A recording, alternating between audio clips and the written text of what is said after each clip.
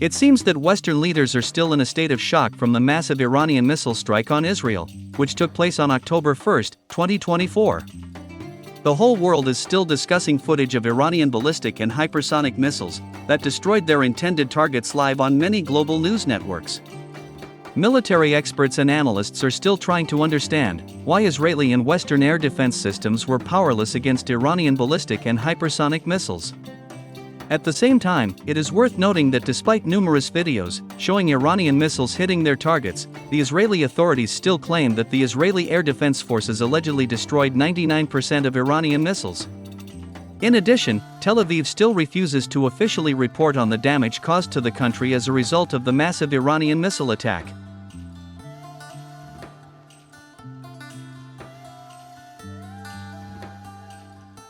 However, it is worth recognizing that Israel has always hidden the true extent of military losses. For example, the Israeli authorities even hid from the world community the Iraqi missile attack on Israel in 1991. Back then, the Scud missiles caused significant damage to Israel.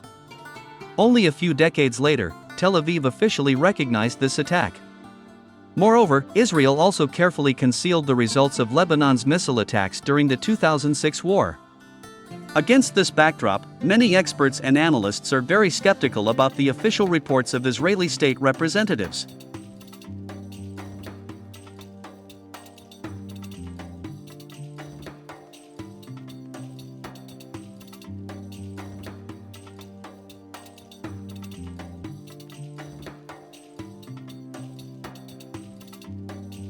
By the way, at a commemorative event in Ottawa, dedicated to the anniversary of the Hamas attack on Israel, the leader of the Conservative Party of Canada, Pierre Poilievre, made an official statement regarding the situation in the Middle East.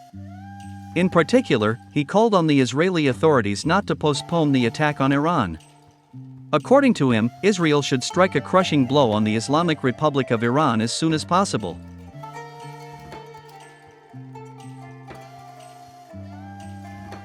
At the same time, the leader of the Conservative Party of Canada stressed that Israeli missiles should wipe out all Iranian nuclear facilities from the face of the earth. In his opinion, a preemptive Israeli strike on Iran's nuclear facilities will be a real gift for all mankind, since the dictatorial regime in Iran will completely lose the opportunity to create its own nuclear weapons.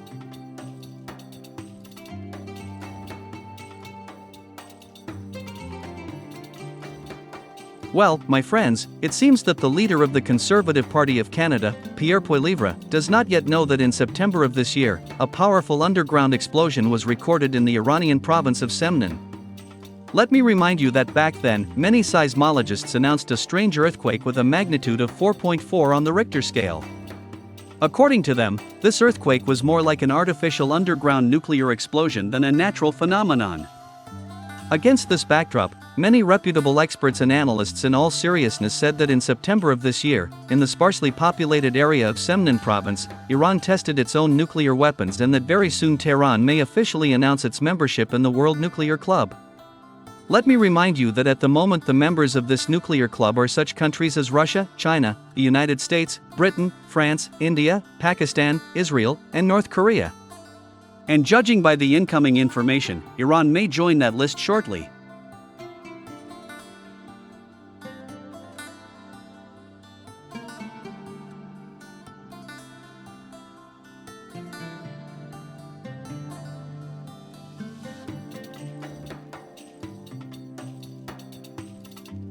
By the way, the tremors in the Iranian province of Semnan were very similar to the underground nuclear tests in the Pakistani desert of Karen in 1998.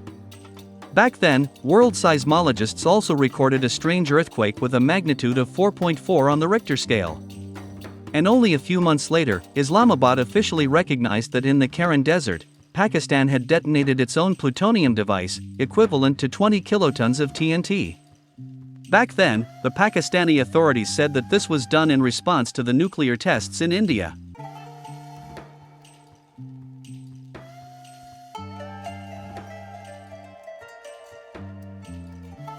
The fact that Iran has acquired its own nuclear bomb was also recognized by the influential British newspaper The Times. In particular, citing their own sources in Mi-6 and Israeli intelligence, the journalists of this newspaper said that by the beginning of 2025, Iran will be able to acquire dozens of ready-to-use nuclear warheads.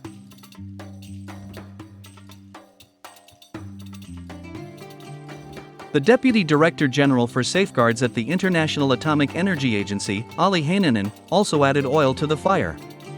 According to him, Iran has already received the first copy of a nuclear device. Moreover, he admitted that in 5 months Iran will receive more than 10 ready-to-use nuclear warheads.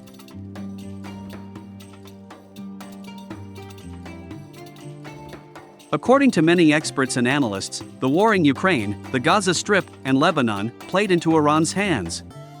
They claim that while the rest of the world has been distracted by wars in these regions of the world, Iranian engineers have come close to being able to produce several types of nuclear weapons.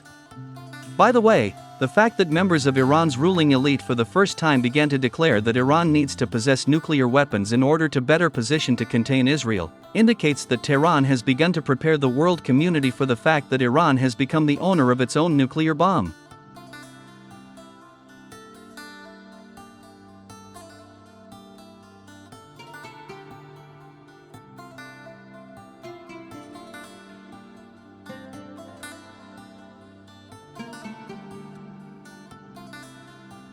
Meanwhile, the advisor to the commander of the Islamic Revolutionary Guard Corps, Major General Ibrahim Jabari, officially stated that during a massive Iranian missile attack on military installations throughout Israel, all the intended targets were successfully destroyed. Major General Ibrahim Jabari also explained why Israeli and Western air defense systems were unable to stop the Iranian missiles. According to him, on October 1, Iran carried out a massive cyber attack on the central system of the Israeli air defenses. In addition, during this missile attack, Iran also used modern electronic warfare systems, which disabled a large number of Israeli radars. According to Major General Ibrahim Jabari, it is thanks to this that 90% of Iranian missiles successfully hit and destroyed intended targets.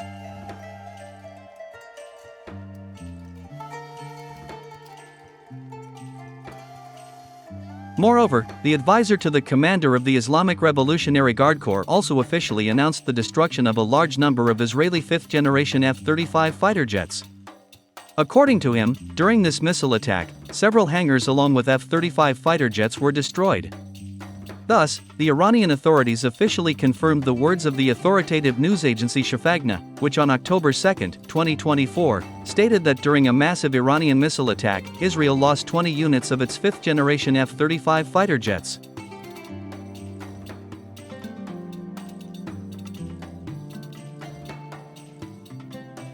Whatever it may be, it is worth recognizing that even the loss of one F-35 fighter is a serious loss for the Israeli Air Force, which uses American combat aircraft in all its military operations. Many experts are confident that the Israeli authorities will continue to hide the loss of F-35 fighter jets for many decades. According to them, Israel can officially recognize the loss of these expensive fighters only in 2040 or 2050.